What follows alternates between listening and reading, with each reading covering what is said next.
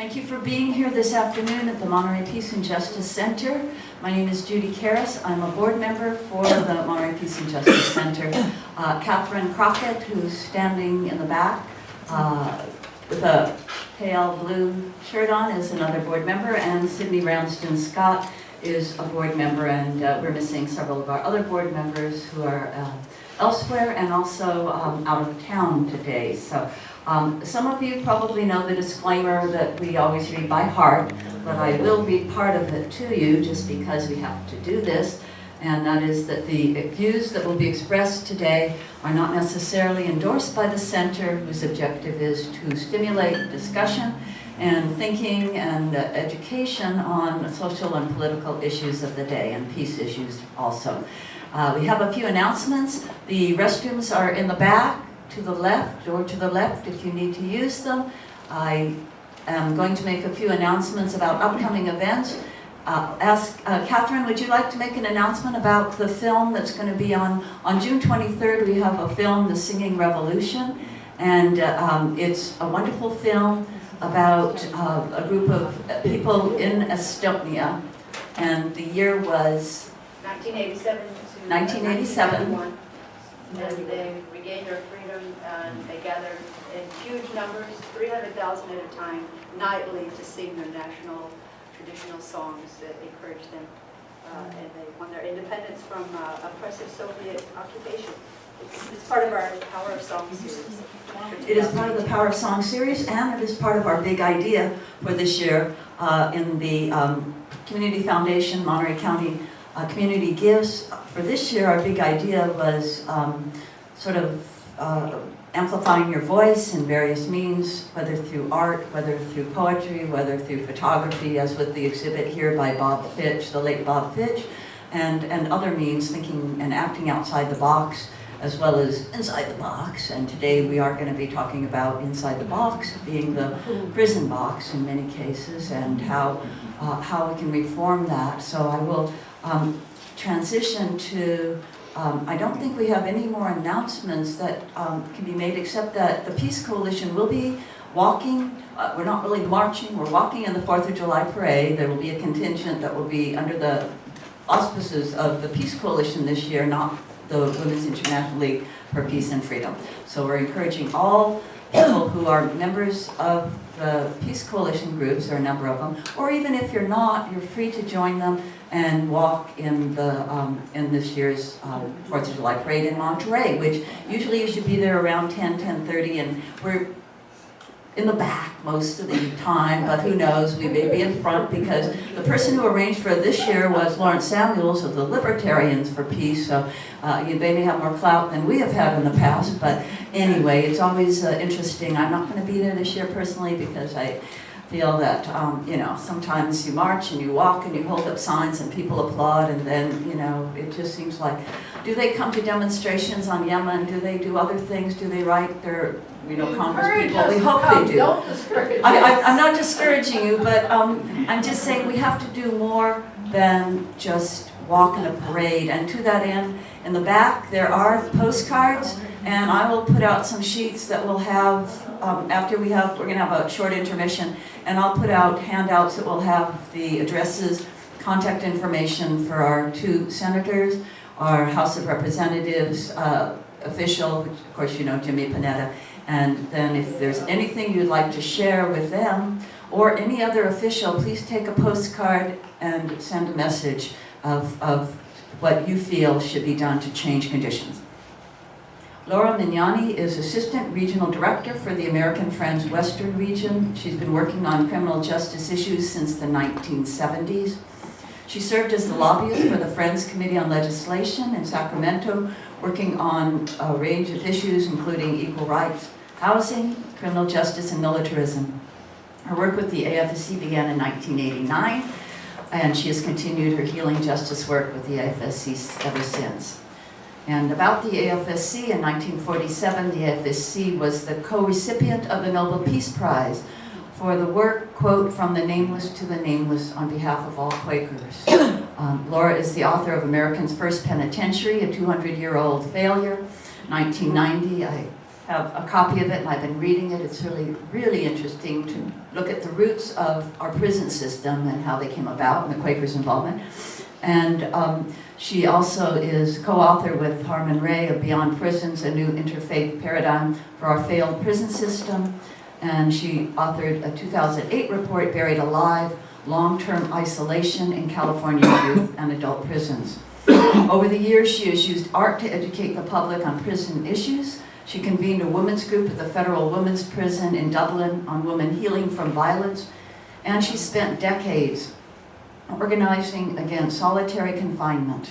She also serves or has served on the mediation team for hunger strikers at Pelican Bay State Prison that began with massive hunger strikes that swept the entire California prison system. She's appeared on numerous media outlets, including the Los Angeles Times, Colorline, Southern California Public Radio, KQED, The Guardian, and she also appears in the documentary film Breaking Down the Box. She holds an MA from the Pacific School of Religion, and her MA is in Religion and Society, and she's a member of the Strawberry Creek's Friends Meeting. This event is co-sponsored the Monterey Peace and Justice Center, Women's International League for Peace and Freedom, and the Monterey Peninsula Friends Meeting, the Quakers, locally. So please give a warm welcome to Laura Magnani.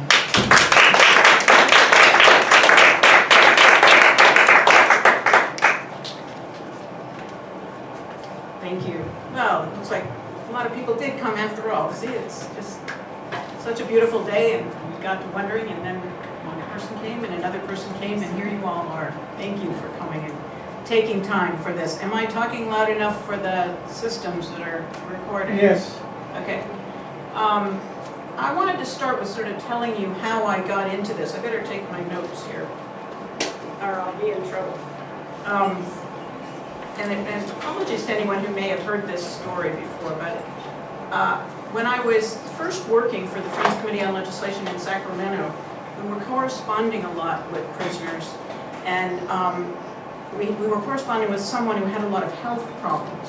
And my boss said, you know, we need to go visit this guy because he's not going to be able to tell us in a letter what's really going on, because all letters are read.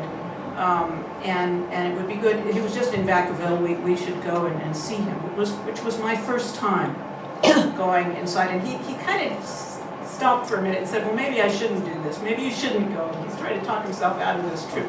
But we decided we would go, and when we got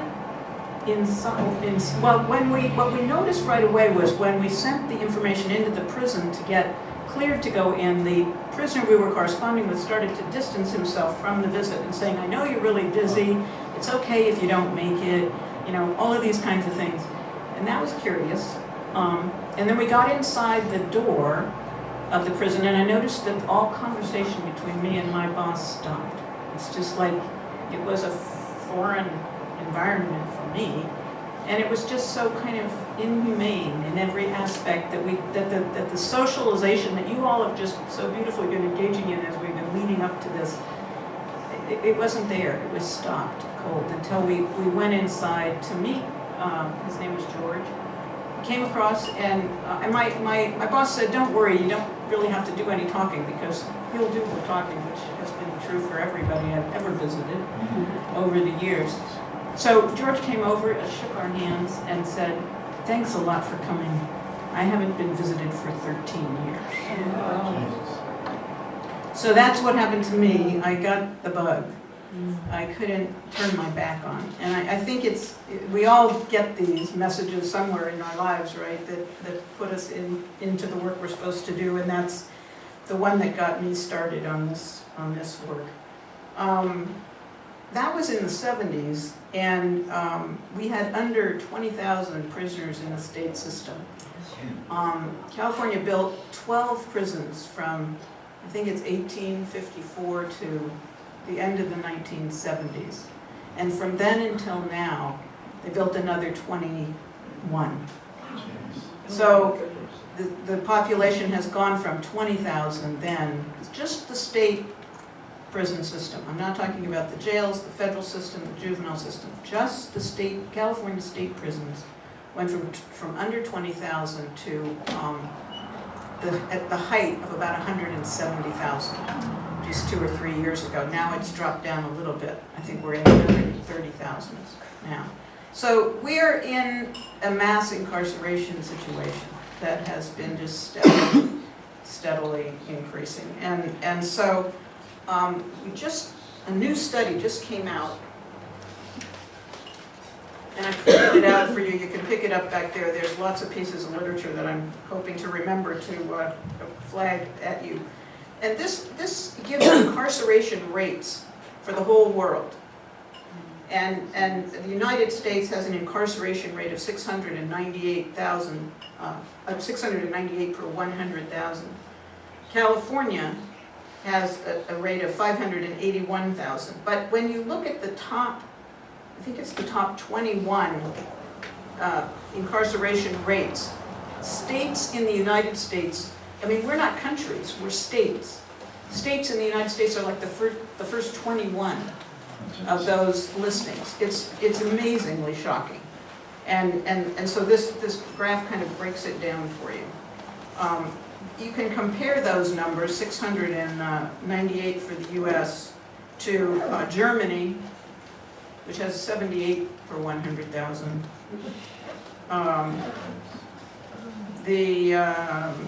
It's Norway, 74.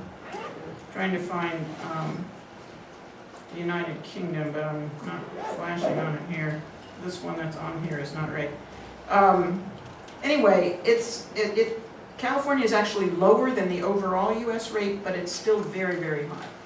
And that's what we're dealing with. We're really dealing with a mass incarceration situation, which doesn't work.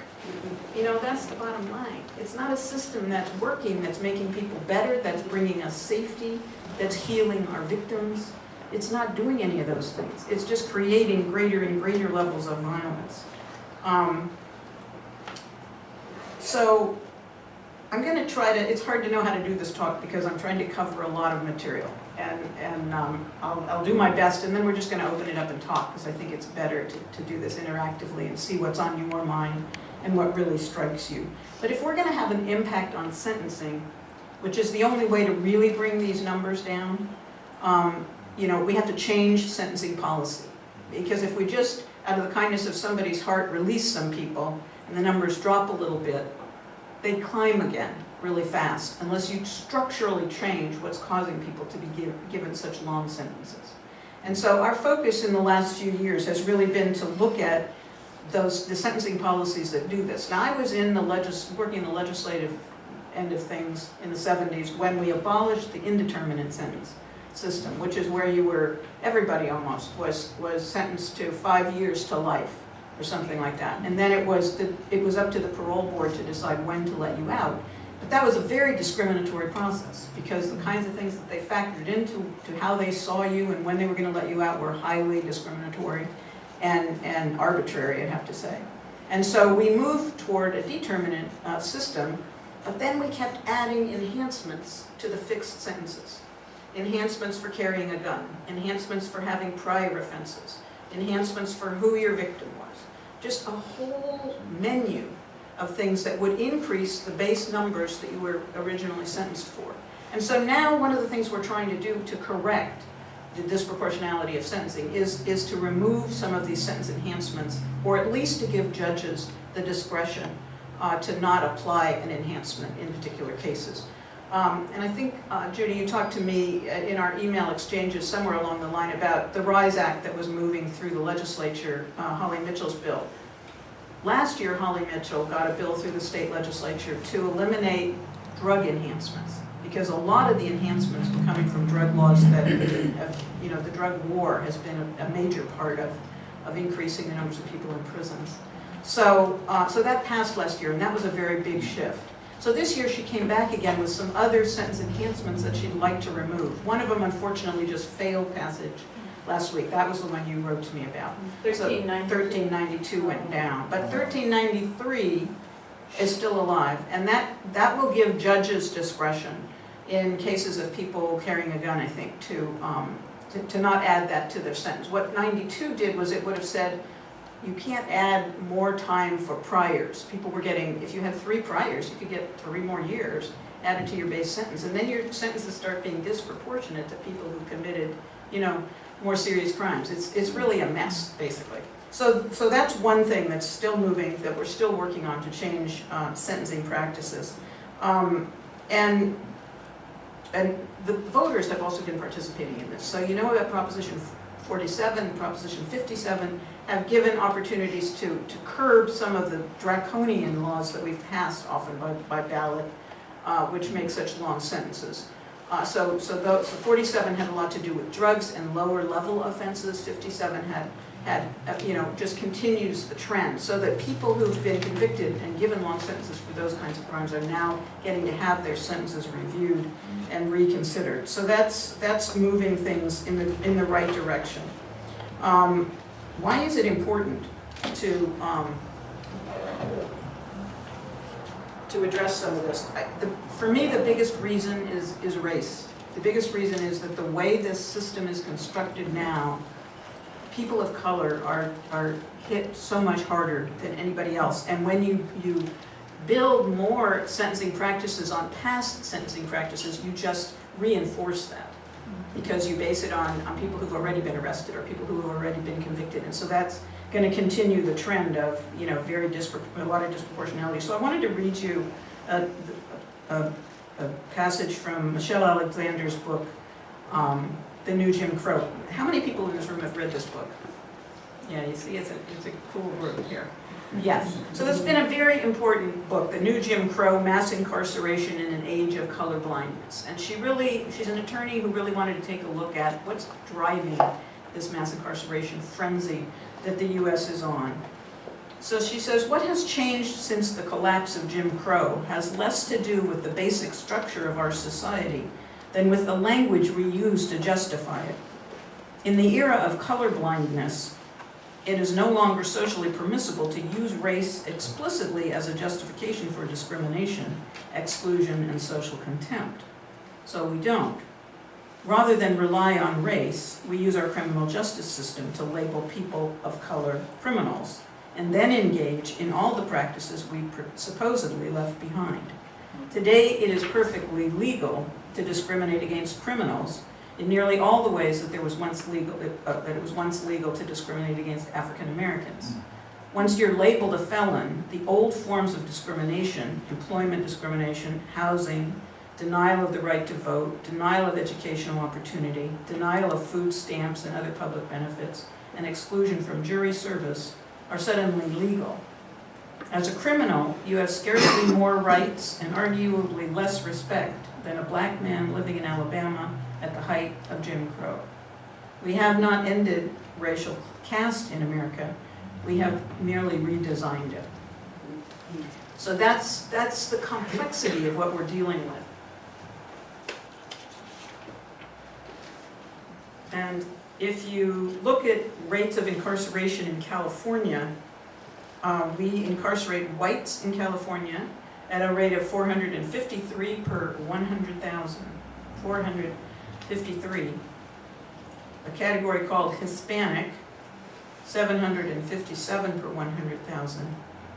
African American, 3,036 per 100,000. I think we have less than 7% African Americans in California now.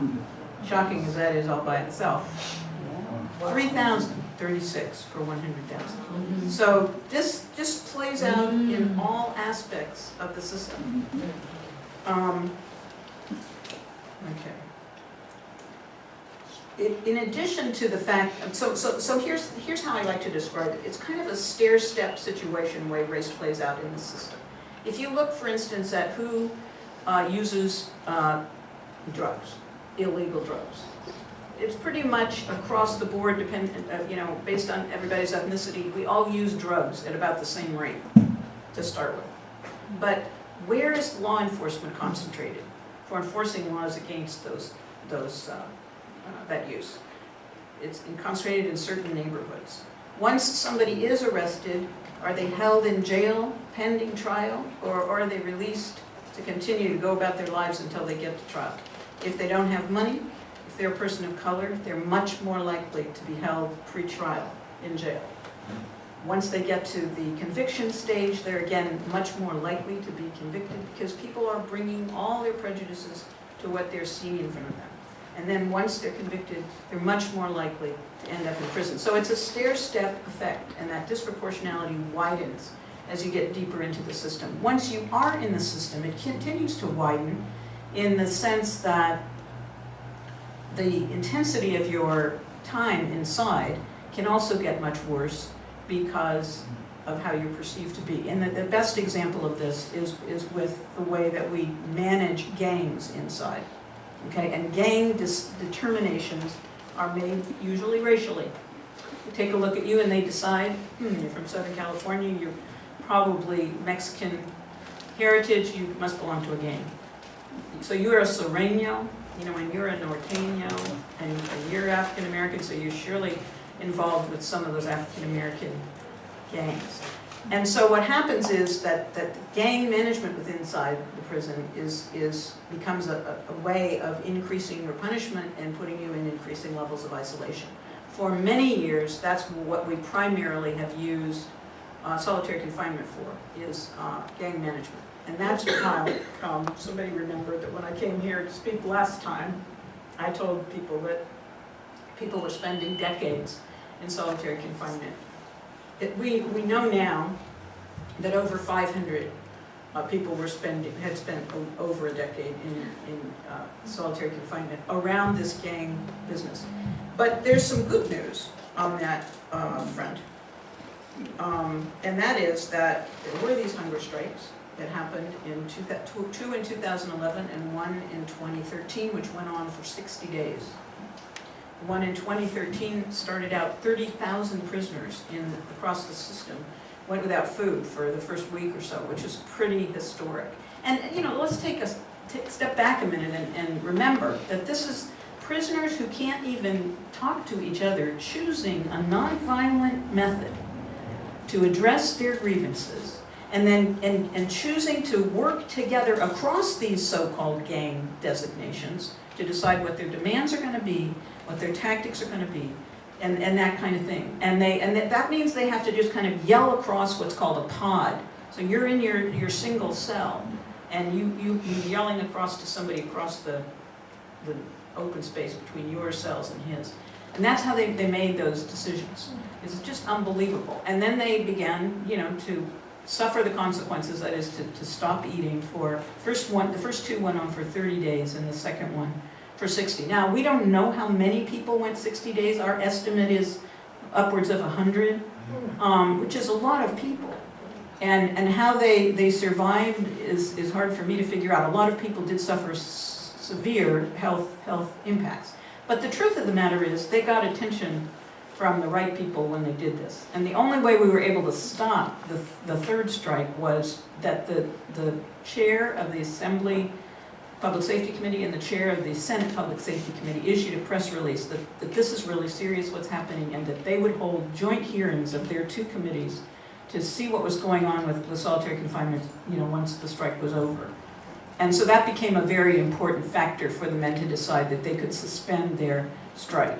But the men also said to us all along, we have to be working on this at every level we can think of. It can't just be the hunger strikes. It can't just be the legal system. It can't just be legislative. We have to be working at all those levels simultaneously, which was very wise and has turned out to be a very important strategy that we needed. So once that hunger strike was completed, there were some gains that were happening. They started holding hearings about, people's individual cases of why they were being held so long. I need to describe how you were, before the hunger strikes, how you could get out of solitary. There was really only one way to get out except being paroled. That is, your sentence was completed, you could get out that way. Not a very good thing to do, by the way, getting out from solitary confinement right onto the street.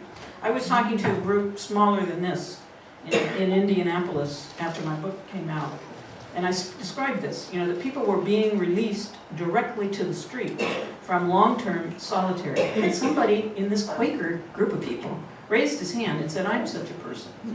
And said that he had been in, I can't remember, it was 5 or 7 years, and released to the street. And fortunately, he had a mother in Indianapolis who still spoke to him.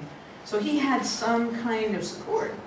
But I think he had at least one relapse, at least one return to prison before he could get his feet on the ground. I couldn't do it. I can't even imagine doing that, because of the incredible isolation and social isolation that you experience in certain circumstances. And then, our world's a little crazy out there for even anybody. That's my experience. I'm just telling you my truth.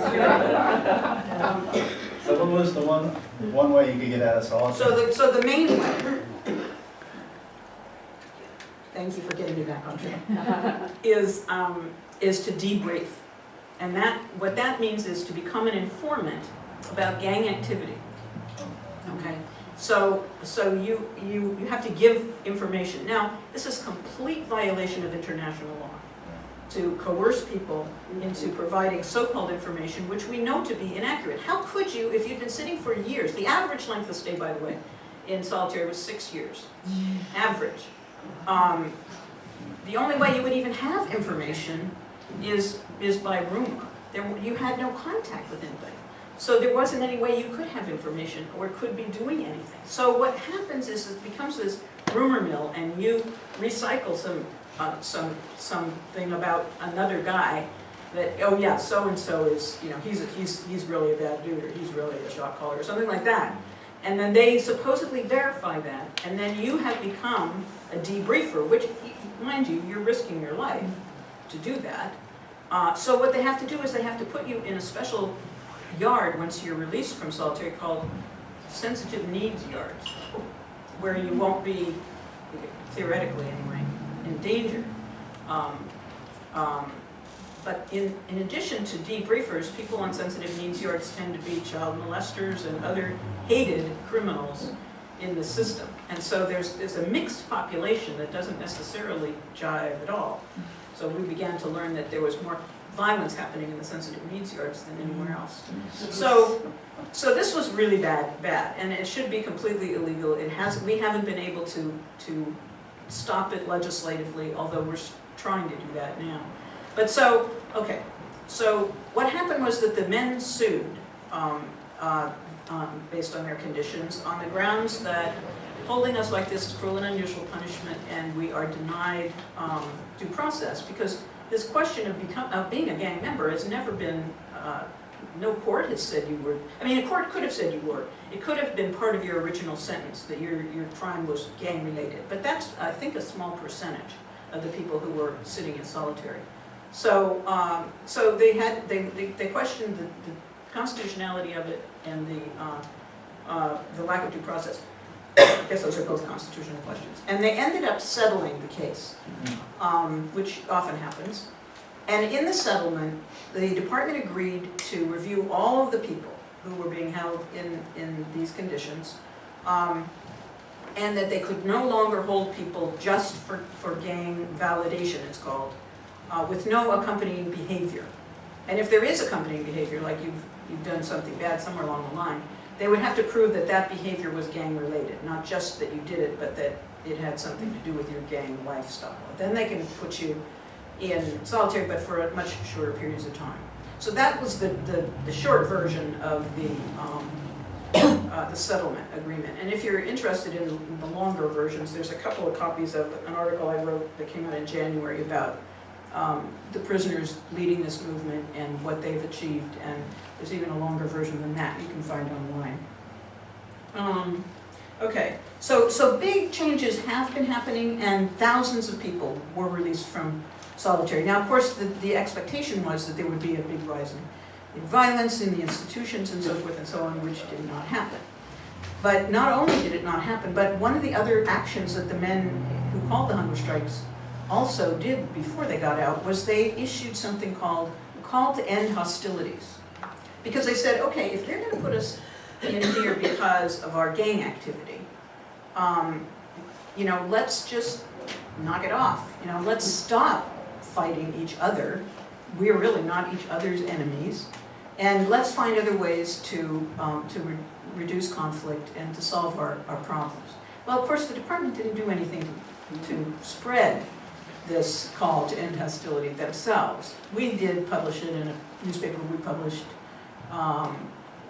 so that was a few thousand copies, and the Bayview published it, and several newspapers got inside that had the full text and all that kind of thing. But not until the settlement, when people were actually circulating around the whole prison system, could they just start implementing this. I mean, these guys are considered OGs, right? Old gangsters.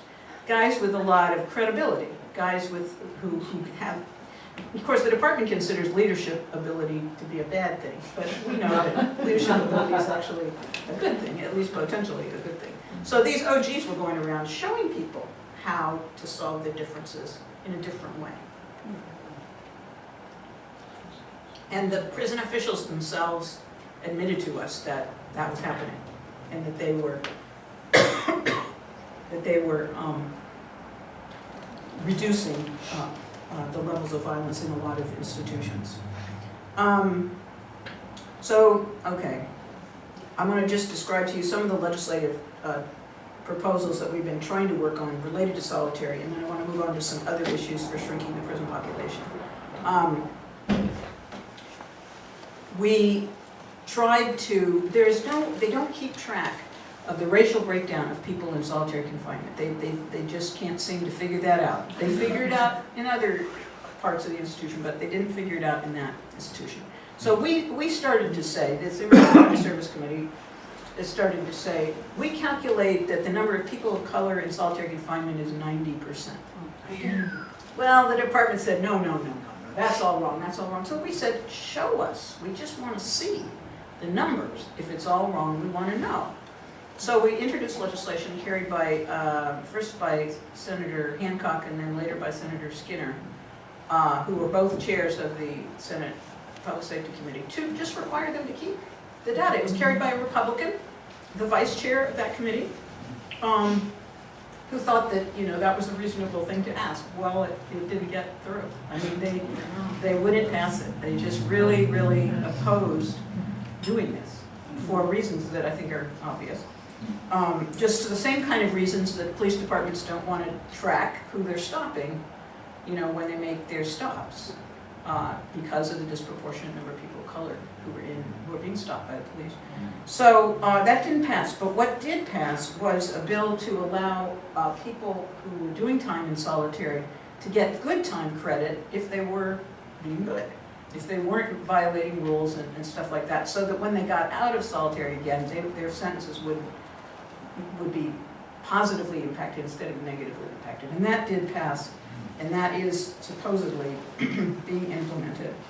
The other thing that we tried to do this past year was the one I was describing before, a bill that would say, if you're going to use information, you can't use information that's been gleaned from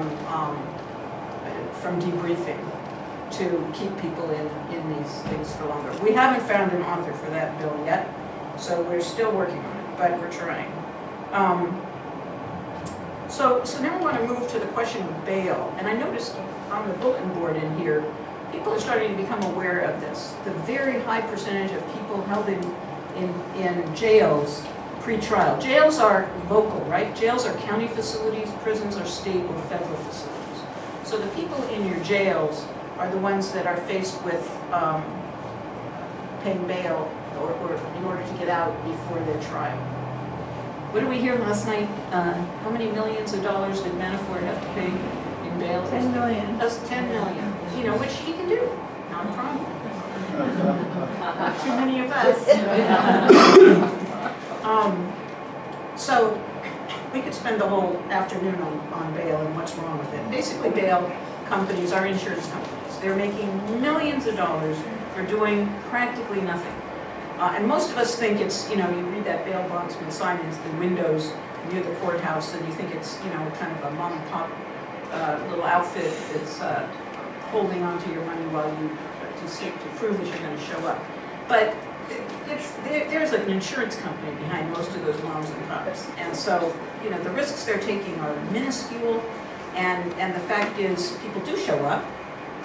But supposing you have $100,000 bail on you, and you find that money somehow, and you find a bail bondsman and you put the money up, and the next day the district attorney decides to drop the charges. Think you get that money back? No. Think you get that money back if you show up for court? You don't. That money is lost from the minute you put it up. I mean, isn't that a scandal? Yes. Yes. So there has been bail legislation moving through, and this is happening across the country. There's a couple of jurisdictions, or maybe more than a couple now. I know District of Columbia is one of them, who haven't been using money bail for some years and have had tremendous success with it. I mean, the show-up rate is good, maybe better than with the money bail system, partly because if you provide any kind of services at all, helping people remember their court date, or giving them transportation to get to their court date, those kinds of things, the show-up rate is virtually 100%. And they're not impoverished as a result of it. And they can stay with their families, and they can keep their jobs, and they can work on their case. All of those things are positives in terms of the system that's supposed to be making us safer. African Americans, just to continue our little race thing here, are usually charged, the average is 35% higher bail than other defendants. Probably not Manafort, he might tip the balance a little in the wrong direction, I don't know. It's shocking. It's really scandalous. Now, I'm going to shift a little bit because I'm also here representing the AFSC, and I have to put in a plug not just for the prison work we do, but also for some work around police militarization, which is part of our Healing Justice program as well.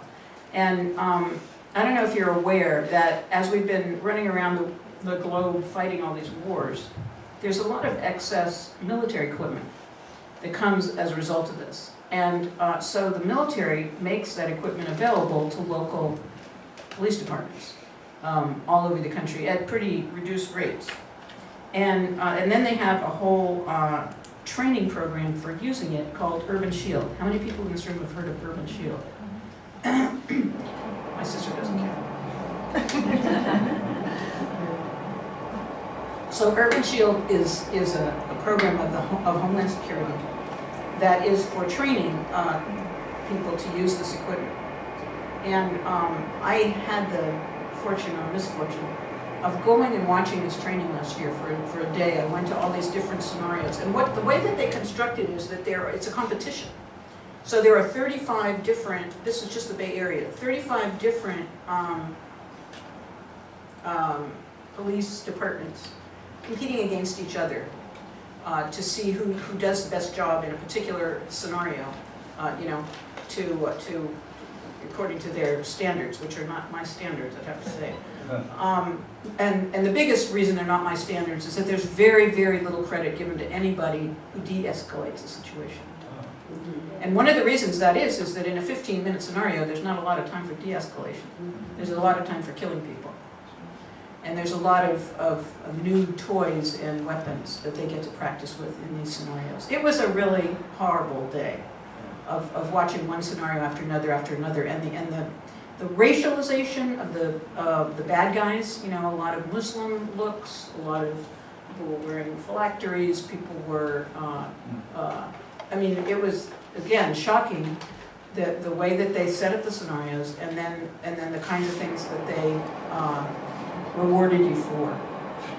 So we've been part of introducing legislation in Sacramento this year, AB 3131. There's a piece of paper back there about it, which would say if your police department is going to acquire some of this equipment, it could be tanks, it could be new kinds of guns. There's all kinds of equipment. The local city council or board of supervisors or something needs to agree with that. You need to report to them how it's been used and that kind of thing. There needs to be a relationship between the governing body and the police department about this. And that was actually the case when Obama was president. He required oversight by local jurisdictions for when this equipment, so it wasn't just going out there and being used. And there's some literature back there on the table that'll show you what some of the equipment is. You don't want to see it, but you might want to look at it. I didn't want to see it. So anyway, that's our work on Urban Shield, and it's important to know about it. Where am I here, do we think? So I want to say that there is a lot of good news. pretty much good news. Part of it is that we are starting to pass these ballot measures that are reducing the prison population. And that the word mass incarceration is known now. It's not a mystery to people. It's something people talk about and think about and are aware of, which they weren't, 10 years ago for sure, maybe 5 years ago even. I give Michelle Alexander a lot of credit for that. I think people are seeing that this isn't working and that we can't keep going the way that we have been going. So that's good news. And I think we're starting to win a number of things that we weren't winning before. But I also want to say that the other thing that's exciting to look forward to is the increase in involvement with restorative justice practices. So do people know that term, restorative justice? Do you have an understanding of what it means?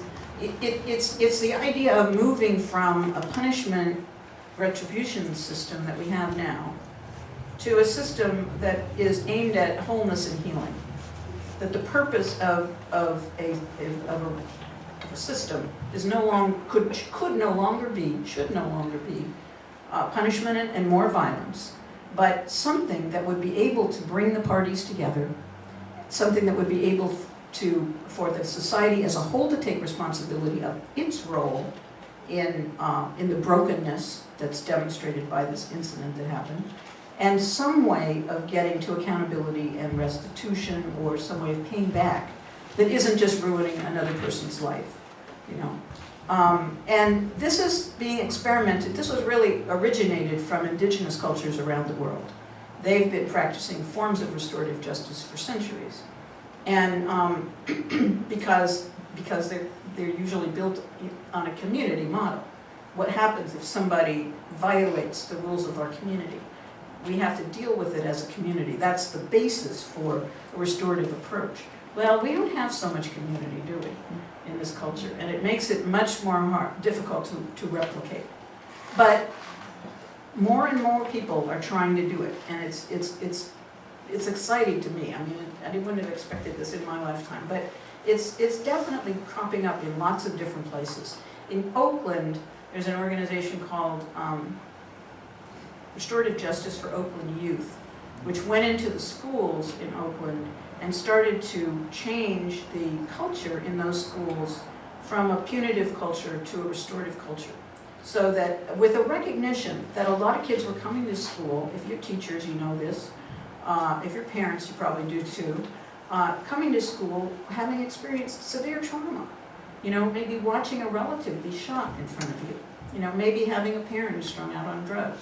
A lot of different things. Maybe being responsible for your younger brothers and sisters because there wasn't a lot of parenting going on. So how do kids learn in that situation? So instead of punishing that kid who comes late or doesn't get his homework done or falls asleep in class, the school started to hold circles for everyone in the circle to talk about what happened, what's going on with Jason, and what does he need, and what do we need to be providing, and the people in Jason's life who might not be a parent, but might be somebody else who's got a relationship with him, and the teachers, and the people who know him, are all participating in this circle. And it's their rate of graduation skyrocketed, the number of kids going to college skyrocketed, because their actual needs were being met. So that's taking a restorative justice approach instead of a punitive approach. Now you know that the opposite has also been happening. That when I was in school in the 50s, God help us, if you got in a fight in the school, you went to the principal's office or whatever. They didn't call the police. They didn't have you arrested. Now they do. So things have gotten a lot worse. And so there's a much stronger need for a new model to emerge. Now, because I've worked with adults my whole time doing this stuff, I want this model to also be available to so-called grown-ups, right?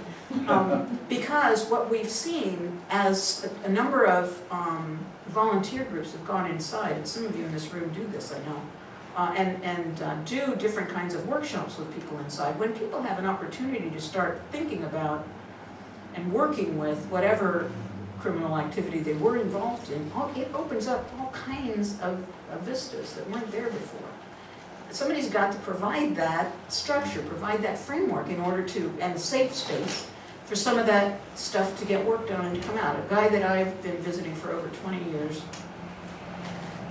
finally got his, what's called his points down low enough that he could get programmed, he could be in programs. This is a very, very bright young man, not so young anymore. But he'd never worked on, you know, the causes of what got him there. He was, I won't say he was in a lot of denial. I mean, he didn't have a lot of intention when he committed the crime in the first place. So he was still living in that mindset of, you know, he didn't really do it, or he didn't mean to do it, or it was self-defense or whatever. And then he started having access to other ways of thinking about it. And he had a conversation with his mother, and he said, "Is it okay if I talk about some stuff, you know, that happened when I was growing up?" And she was like, "Please, do what you need to do, you know." And so suddenly he realized how wounded he was, and how he came into this, you know, very, very broken little boy, basically. Nobody was raising him. And once he got that, then he could start moving, you know, through a process to forgive himself, to take responsibility, and to get well. We don't invest in that. You know, these programs are coming from voluntary groups, if they get cleared to go inside, you know, and all those kinds of things. This is what we need to be doing instead of the punitive system that we have. There's a very good film, I want to put this on the film thing, called Healing Justice by Shakti Butler. It's just come out in the last 6 months or so. We plan to have her come this fall, hopefully. We're going to try and arrange it with Francesca at the Monterey Public Library. She and I both were at the Middlebury Institute when Dr. Butler was speaking and showed the film this spring. And so that's something we really want to do, bring her here with her film. I love you guys. I mean, this is such a great group. So that's my next step for you is to work, yeah, with Shakti, and because that's what she's doing in this film. She's trying to really let people know what this system is and what it does to people, and then what it could be doing instead. What, you know, the ways that we could really be addressing our criminal justice problems besides further imprisonment. And I'm going to stop there. Maybe you want to go and get a little snack and come back and have more of a conversation. There's good stuff back there. People kept bringing it in. About 5 minutes, 10 minutes. Okay, you can bring your drinks and food, and we'll reconvene. And we're not going to rearrange the seats because it takes time to do it. So just mentally imagine yourself in a circle, unless there's enough pressure to make a circle. But I think it's, we'll just informally see if we can interact and share your comments with Laura. This has been a really informative talk. Not enough attention is focused on this. The year before last, in December, at the Human Rights Day event in December, the public defender, the ex-public defender for Monterey, was the recipient. I can't remember his name. Jim Egger. And he talked about the conditions in the county jails and the problems there. And this last election, we re-elected the sheriff because I believe, and this is an editorial comment, I don't think enough attention was devoted to what is going on in the jails, because the fellow who was running against him, working within the system, I felt that he probably didn't feel he could criticize things among the people he works with. However, being the public defender was obviously aware of things going on. He spoke for almost an hour at the Human Rights Day event, and people, the question and answer period went on, and it was an eye-opener, as today is. Thank you so much. So I'm going to turn it back over to Laura Magnani, and please share your comments and questions with Laura.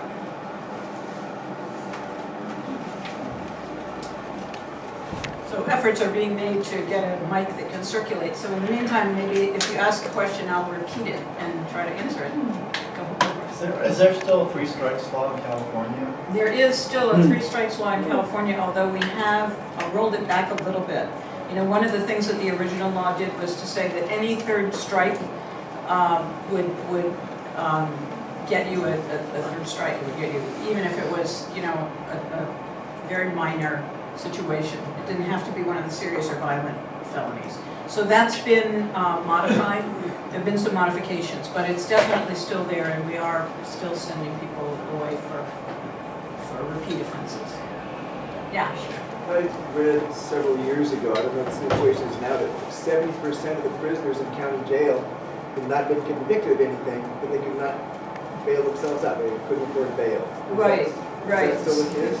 Nationally, it's supposed to be 60 to 65%. I know even in a city like San Francisco, it's as high as 80%. So it's the poverty imprisonment law that we have, and it needs to stop. I mean, I do have hope that we're going to stop it, because I think that it's finally become clear to people that this is total injustice, and judges themselves are starting to say we can't keep doing this. I taught at the prison Soledad for a few years. My favorite people down there were the other teachers and the inmate students.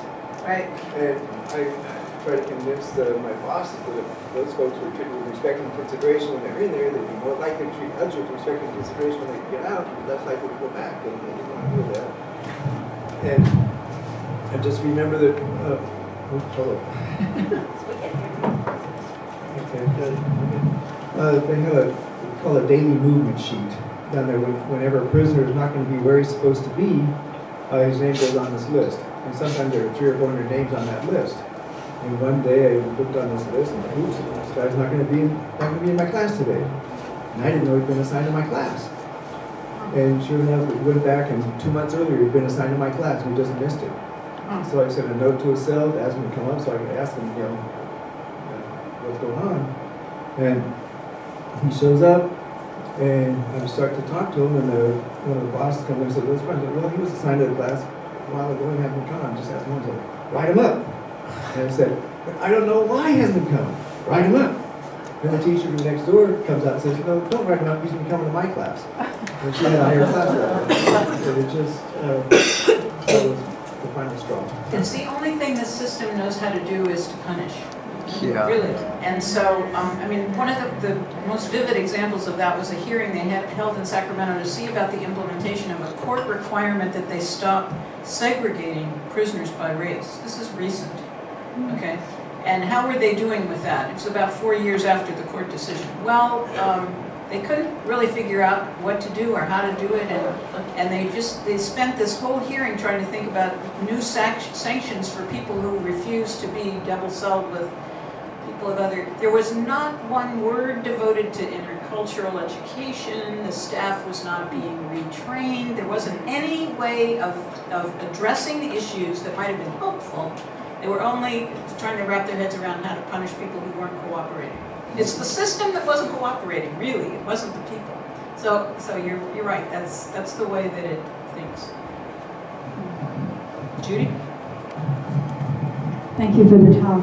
Janet Wilson and I went up to Sacramento on May 21st for the Quaker FCLCA lobby day, and we met with our Assemblyman Stone's representative and also Bill Nonning's aide, Trevor Howard, and we were talking about SB 1392, which would keep from adding the enhancements onto sentences, and there was a talk about the opposition, and because there were a large number of people that were supporting this, a large number of organizations throughout the state that were supporting this. Now, I believe Trevor said that the opposition was partly from sheriffs, I believe, or was it the correctional officers?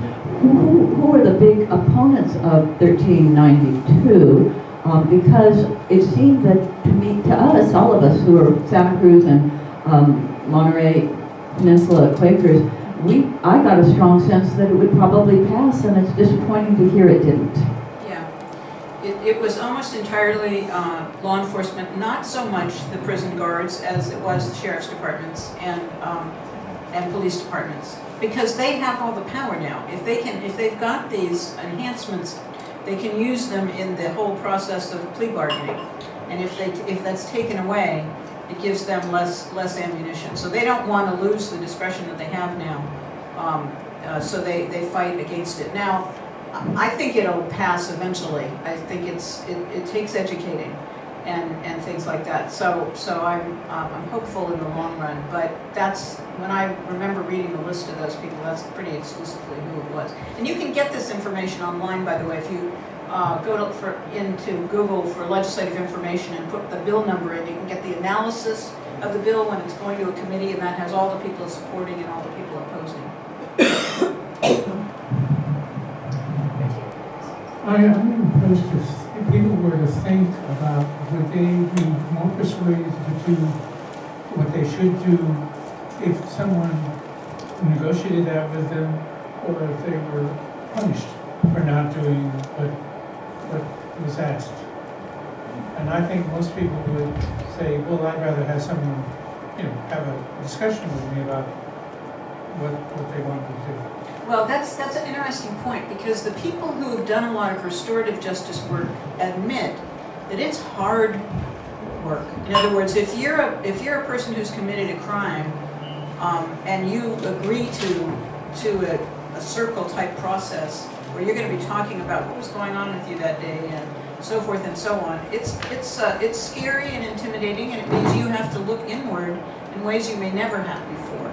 So, but on the other hand, the number of people who experienced it will say afterwards they would do it again anytime because of what they gained from it. But it's scary going into it. I mean, I think, a lot of people don't like to talk about their feelings. A lot of people don't want to be that transparent in front of other people or their friends. I mean, there's a lot of reasons why, we aren't good at healing each other. So it takes practice. Yeah. You haven't mentioned the case of mental illness. You haven't mentioned mental illness in the prisons. Right. And I think like at least 500,000 prisoners nationwide, and all the prisons and jails are mentally ill, according to one estimate that I've read. Right. Yeah. No, that's true. And mental illness is a huge factor here, especially as we've defunded so much of our mental health treatment options in the community. So I think that they say the LA County Jail is the largest mental health institution in the country. And that's, we've chosen where we're going to support, where we're going to put our resources. But it's very serious. Is Senator Bell somebody who represents people down here? B-E-A-L-L? No? Okay, I got the wrong geography for him. But he's introduced a lot of good legislation about enhancing availability of mental health treatment. So it's getting better instead of worse finally, but it's a very big factor in this. And from what you've read about all the police killings that go on, how often somebody who gets shot is somebody who had a mental illness problem that they didn't know how to deal with. And so it's very pervasive, and it continues to be. I don't know the numbers though, you just threw one out, but I don't know what they are.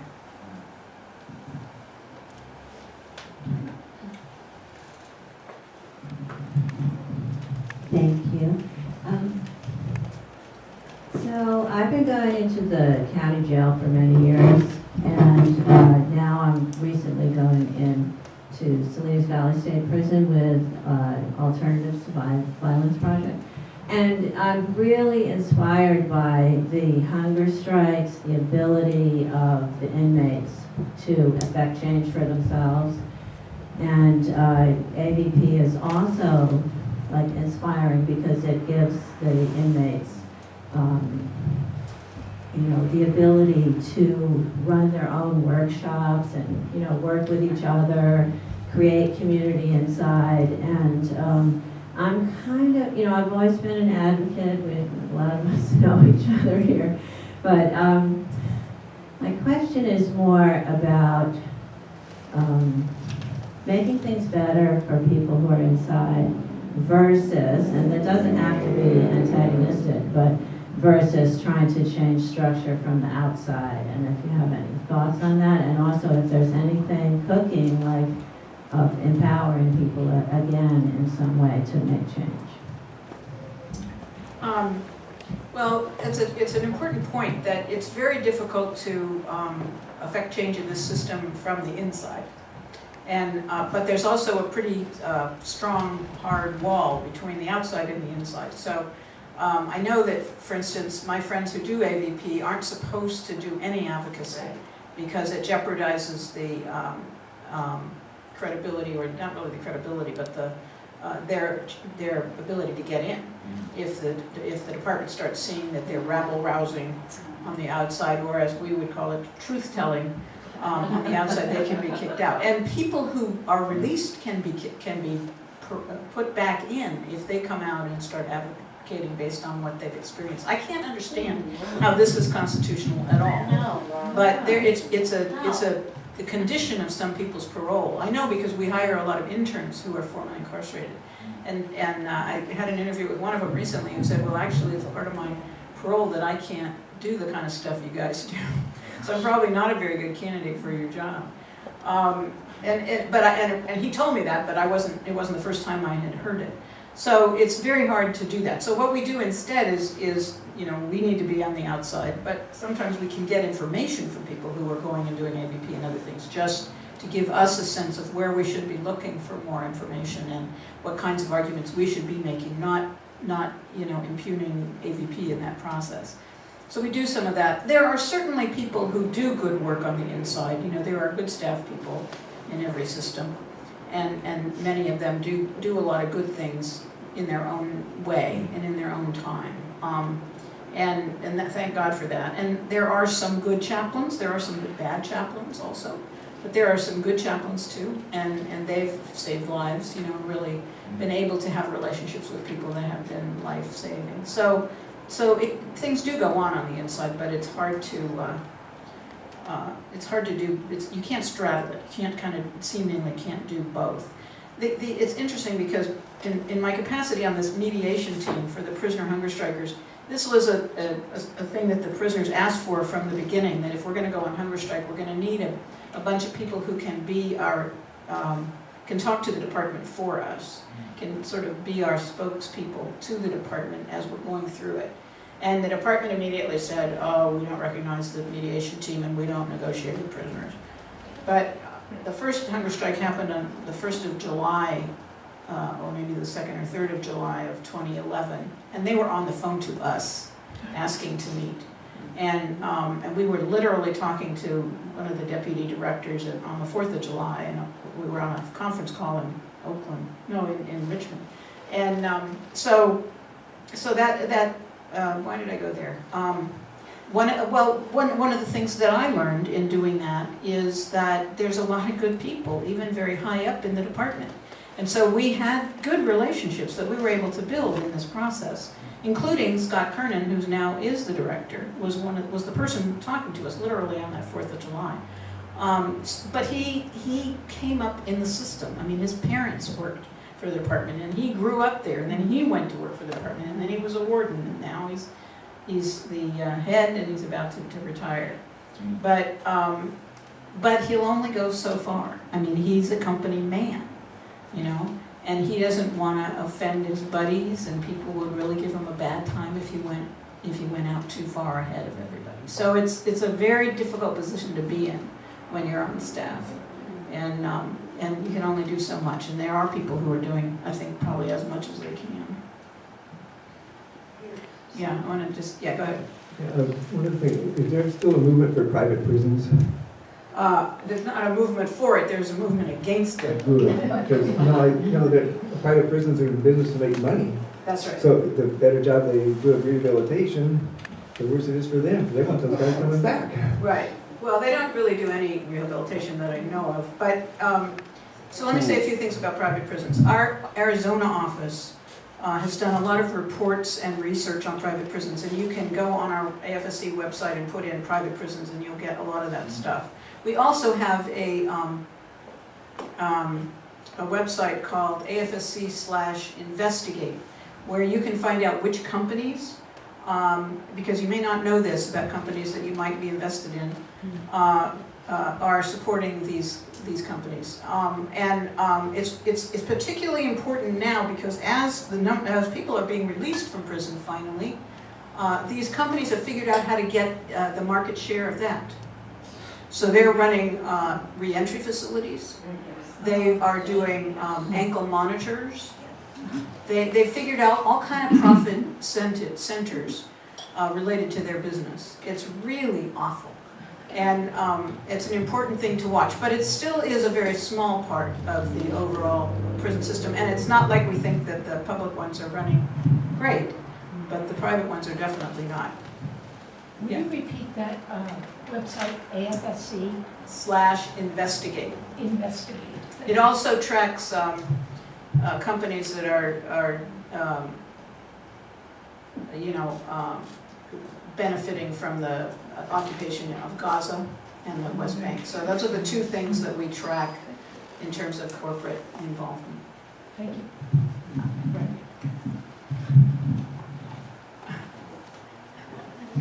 I wonder if you could say a little bit more about rehabilitation and how prevalent it is, if all prisoners qualify for it. And I had heard a program some years ago about Folsom Prison that had a program that I thought was quite remarkable in terms of some of the things they were doing there. But is it offered at all state prisons, and are all prisoners taking classes and getting rehabilitation?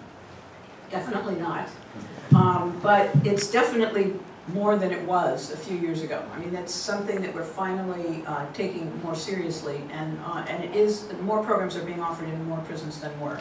But you have to qualify in the sense that your security levels have to be low enough that you can get into programs.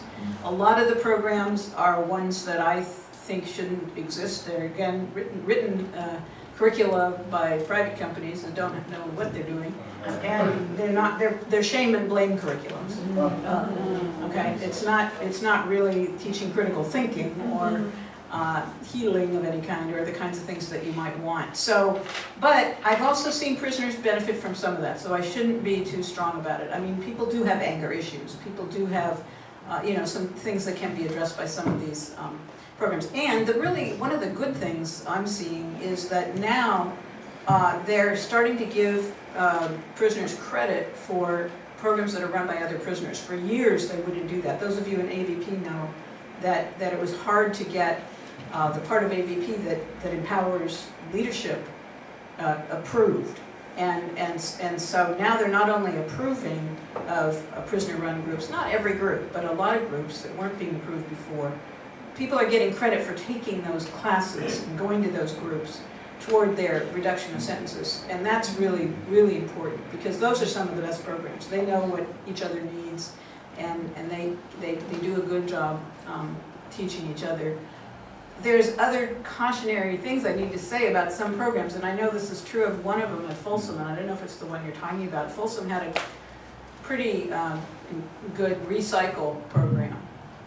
But you have to ask questions when you hear about these things, because they weren't providing any toxic waste safety equipment to the people working in these recycling places. I don't think they even had gloves to wear when they were going through all this material and stuff like that. So there's no OSHA, there's no occupational safety protections for them. And we have to be very wise about how we critique the kind of programs that are being offered and make sure that they are what they should be. This was a program that was creating rail materials for people, and it was quite a while ago, maybe 7 or 8 years, at least 7 or 8 years ago. But I thought it was quite a good program, but it wasn't the recycling program. Oh, good. Okay. Yes. That was actually going to be.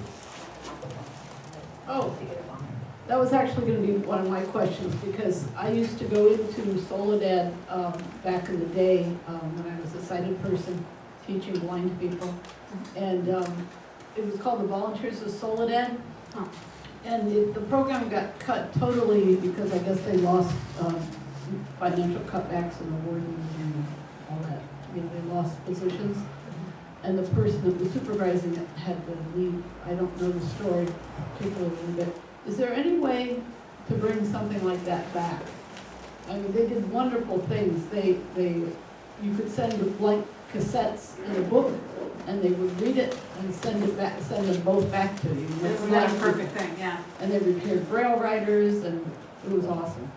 Well, it happens on a case-by-case basis, literally. So somebody who was really motivated would have to get in touch with whoever's running the programs. There's usually a person in each institution who's in charge of the educational, what's offered. And, but it sounds, yes, I mean, it can happen, but it really would take some, you know, motivated person to make it happen, because they don't do a lot of things on their own.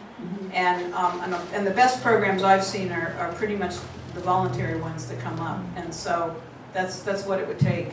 The other, you know, they do some prisons have a program to teach where prisoners learn to train guide dogs, and those have been very successful because it gives the prisoner a relationship with the animal, and it's you know, they're teaching discipline to the animal and they're learning discipline themselves. It's been really successful, and that is going on in California, but I'm not sure where. I think it's San Quentin at least. I know one place they have it is in Soledad North. Oh, they do?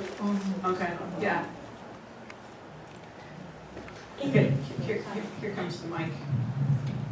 Go ahead. Hi, my name is Danette. I have a grandson that's been incarcerated for 14 years for a crime he did not commit. It's been ruled by the federal court he did not commit this crime. Evidence was withheld. We still cannot get him out. He's been in Pelican Bay. He's been in Salinas Valley.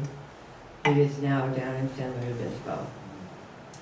You talk about the programs they have, they were denied everything. There was zero that they could do but sit in their cells. They did get a new warden at Salinas Valley while he was there. My grandson was selected, 3 of them, to speak on anger management to the other prisoners to try to keep the anger down. He was also selected as the prisoner family, liaison between prisoners and families. He was rarely let out of his cell to do his job by the guards. When he did do it, he connected with the families very well. We have been fighting this for 14 years. He's now been selected by a program in, well, first of all, let me go back. He was accused of being a gang member. The judge threw it out. Even though he threw it out, it was not allowed to be in his record. It was in his record by the district attorney illegally, and it was not supposed to be in there. Every time I went to visit him, he had the name of a gang written on the top of his paper. I said he is non-affiliated. The next week, a different gang. The next week, 3 gangs. He was sent out to the yard as a member of a gang and almost killed, attacked with a knife. He never committed this crime to begin with. He kicked the knife out of the person's hand. He was thrown in the hole for months. So we've been to hell and back.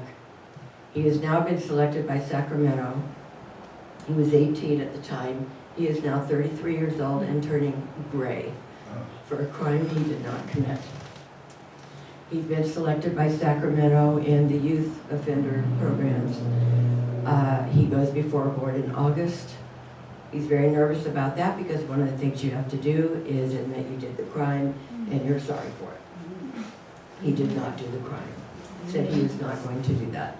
He said what he will do is admit that he was drunk one night, got in the car with the wrong person, who did commit a crime, but in that crime no one was even hurt. My grandson ended up getting 34 years in prison. Wow. So he's going before this board, and he said he will not admit he did it. He will admit he was foolish for drinking too much that night. I feel I'm on the fence. My son is a retired police lieutenant. I have a grandson in prison that I'm intensely eager about. Jim Eager, the public defender for the county, is one of the ones that defended him this last time around. And I read afterwards that he was considered a whistleblower against the county for fighting for the jails. My grandson got 25 years in prison. The DA brought him back again. He was forced to another 9 years for gang enhancement, even though they said gang never even existed. Jim Eager tried to help us, said all he could do is fight for the 9 years. And now I realize why, because the judge would have ruled against us because of Jim Eager, if not for my grandson. We've been caught in a mess. We won the federal court. You asked about the Attorney General. We did manage to get another attorney scrape our money together. We won in federal court. The Attorney General has contacted my grandson's attorney down in Orange County. Said this is a huge miscarriage of justice. She will not back up the district attorney's office here in Monterey, but there's nothing she can do. The state can't step in with them. He says he's coming back after my grandson to add more time again for a third time. I believe he's coming after him because of all the misdeeds that have been done. There was forensic evidence withheld in both trials my grandson had. That was confirmed by the federal court.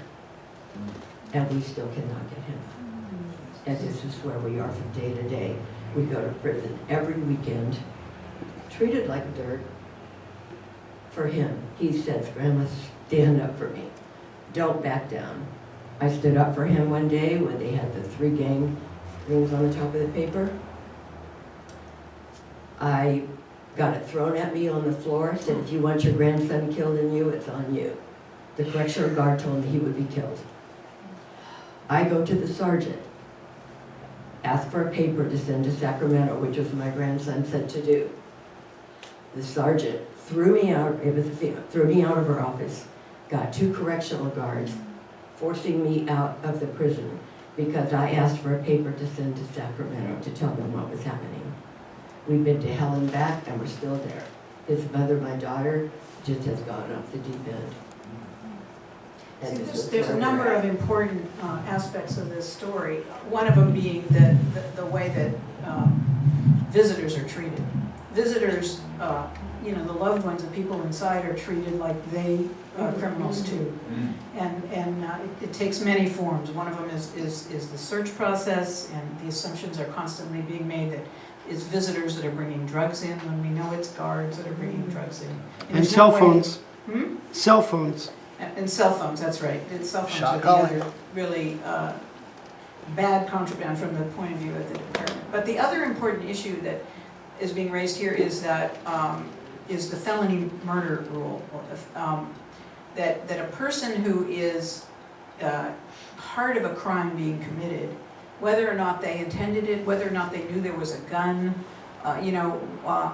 whether or not they passed out drunk and don't even know what's happening, they can be convicted of the same crime as if they had done it and as if they had intent to do it. And that is finally being addressed legislatively now, that to get rid of the felony murder rule, or to at least modify it so that it can't be used. People can actually go to death row and do go to death row for felony murder. They haven't committed a murder.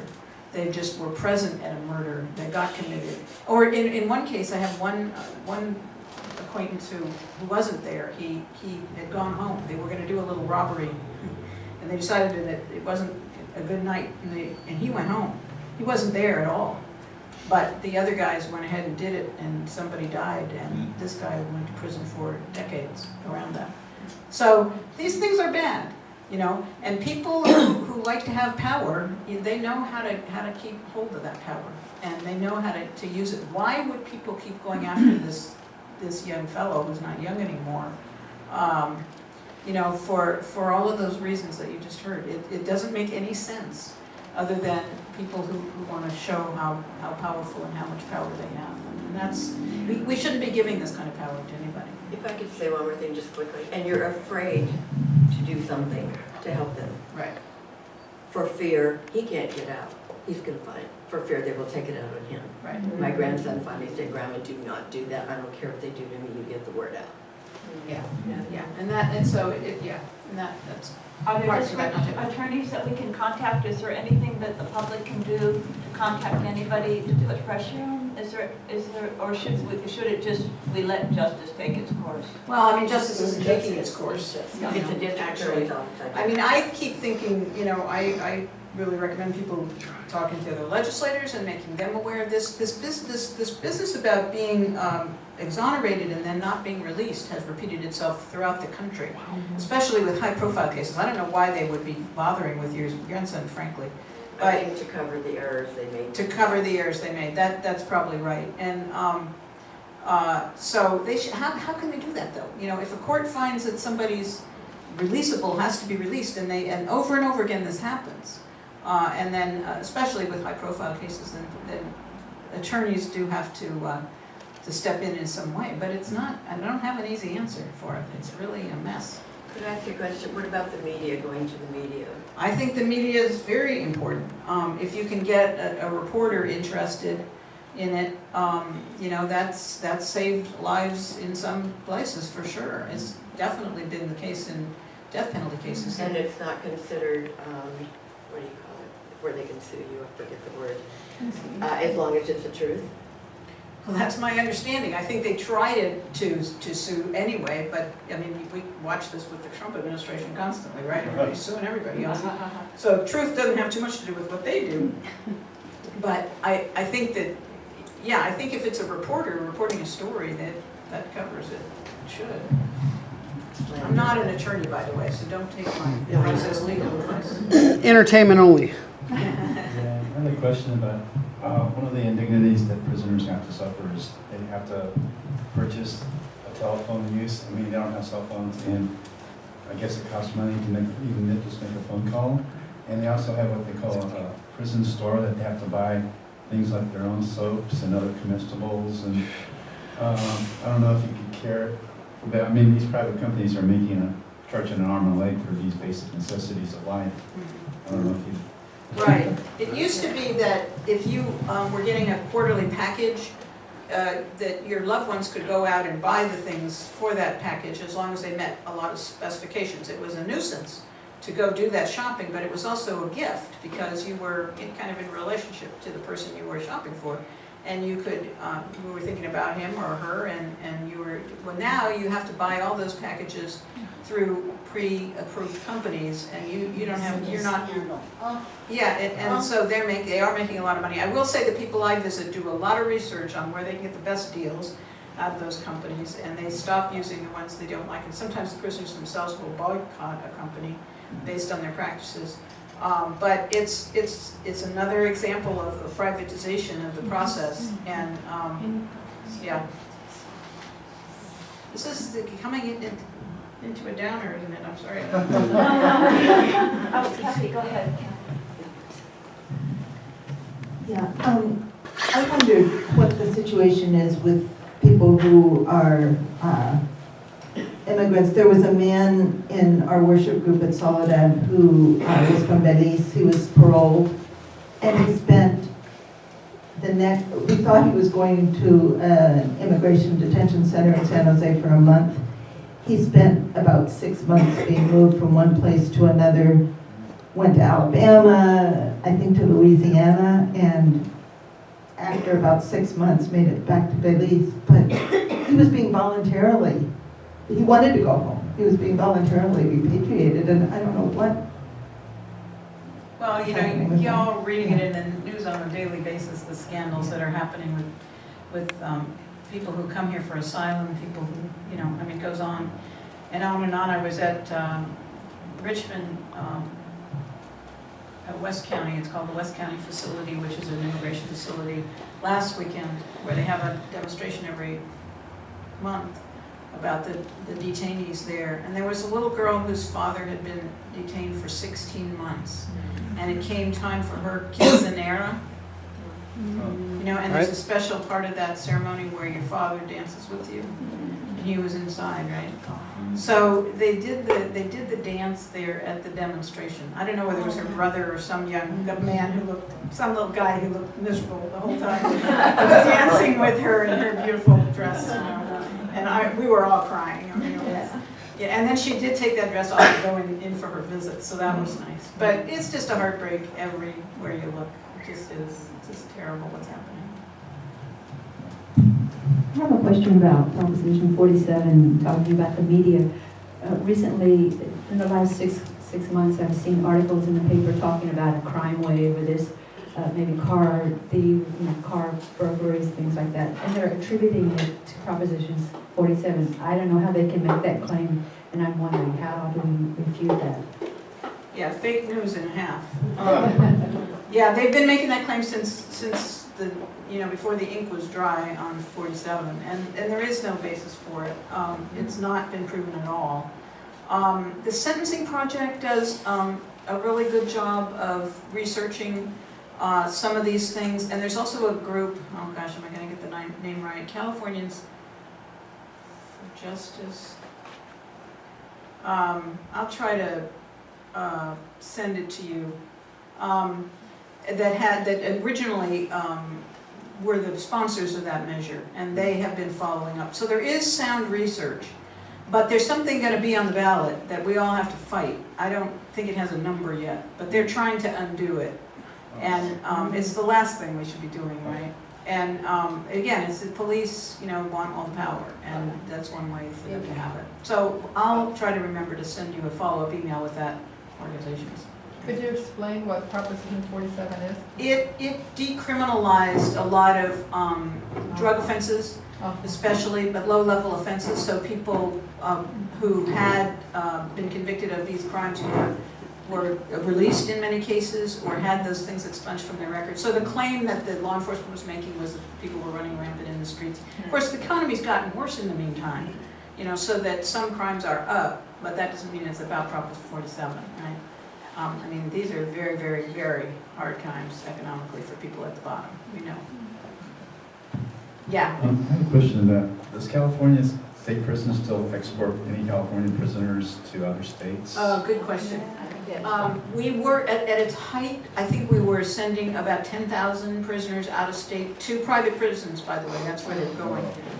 We don't have a lot of private prisons in California because of the guards union. That's one of the good things about the guards union, is they've kept some private companies, not all of them, because some return to custody facilities are privately owned. But when Schwarzenegger became governor, he said he wasn't going to take any prisoner guard money.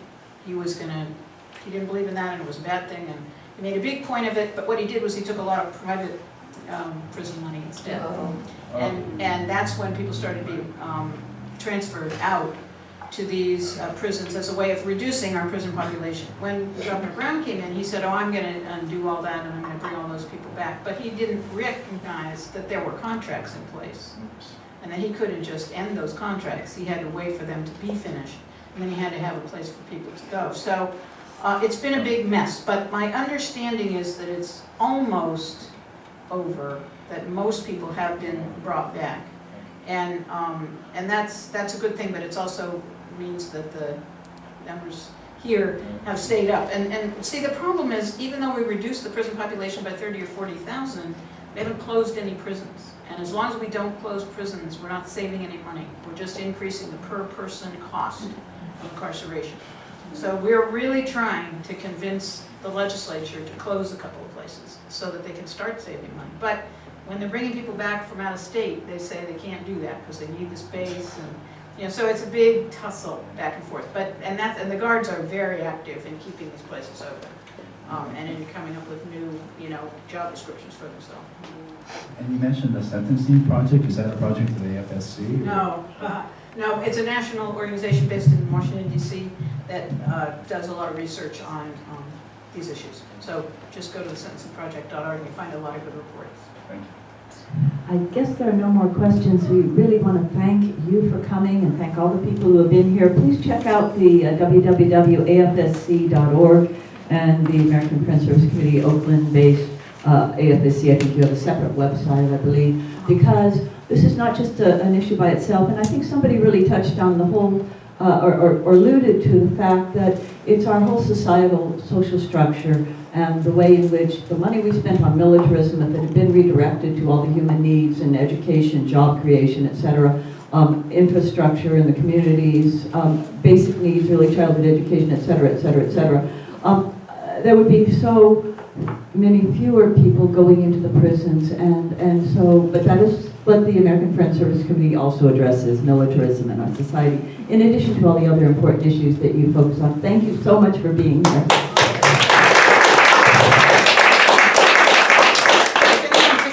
Like this that they meant to pay for. It's $15 million and we'd love to have it. And if you'd like to make a donation on the way out, there's a jar there. If you'd like to give a little money, it'll all go to the American Friends Service Committee. Thank you. I have one last question. Oh, John. Yeah, the American Friends Service Committee, you're connected with the Quakers? Yes, that's right. And gosh, are there any local Quaker groups in Oh, this area? Local Janet. Quakers, speak up. Great. You want to speak up, Jen? Okay, the Monterey Peninsula Friends, we meet at the Carl Cherry Center at 10 a.m. on Sunday mornings.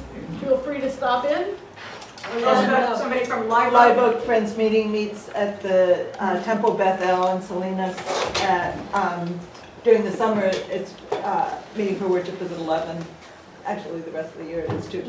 On Sundays. The Thank first- you, yeah. thank you. First And I and will third make one Sunday. more brief announcement. Yeah. This does tie in with things. On July 29th at the Monterey Library, it's a Sunday, 2 o'clock, we're going to be showing a movie called Abacus, Small Enough to Jail. And this has to do with the only bank that was prosecuted after the 2008 economic meltdown. It was nominated for the Best Academy Award. It was about a Chinese-American bank in New York City that the State Attorney General, Cyrus Vance, prosecuted, 5-year legal struggle.